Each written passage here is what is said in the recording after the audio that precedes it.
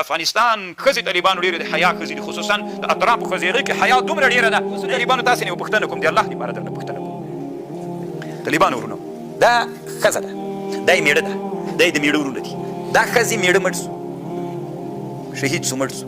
دا ښځه طالبانو اولاد هم نه لري، په کور کې څنګه سوه؟ په کور کې پاتې سوله. دا طالبانو ورونو چې په کور کې پاتې سوله کونډه، دا خلک یې څه کېږي؟ لیوره طالبانو رسول الله وی الحم الموت، لکه مرګ داسې ده. دا ښځه طالبانو د پلار کره اوسېږي، اوس که د لیورونو کره تاسې په ټولنه کې څنګه ده؟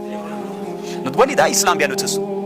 شرعاً د دې ښځې دپاره د ولي کور، د پلارو د ورور کور دکه د لیوره، دا طالبانو پردی کور ده، په رب العالمین چې حرامه دلته ورته اوسېدل ناروا ده، پردی کور ده، هېڅ حق یې هلته نشته ده. اما د افغانستان په ټولنه کې هغه ښځه به چېرته اوسي؟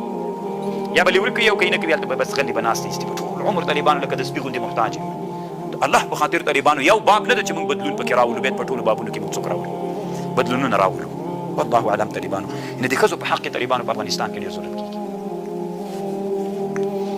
څه وایي طالبانو؟ من قطع میراثا فرضه الله، چې په دنیا کې میراث ښځو ته ور نه کړي، هغه میراث چې الله او رسول ورکړی الله به دوی له جنت نه قطع کړي. ډېر انسانان به طالبانو الله له جنت نه قطع کړي. دا یو فرض ده. الله عز وجل دې موږ تاسې باندې رحم وکړي.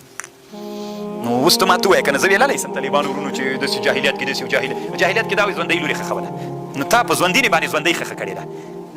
ناسره ژوندۍ د 20 کلو د 11 کلو نجلۍ ده، د 19 کلو نجلۍ ده، زړه سي طالبانو د کفر په هغه کې ناست د لیوره په کور کې ناستې. طالبانو څومره محتاج ژوند ده، یوه روپۍ نه لري طالبانو، ټول عمر په احتیاج باندې تېرو. دې نه مرګ نه، دا ژوندۍ چې ښخ کړي په یوه ساعت به پې باندې تکلیف تېر سي، ټول عمر دا تکلیف یې تېرېږي. دا که نه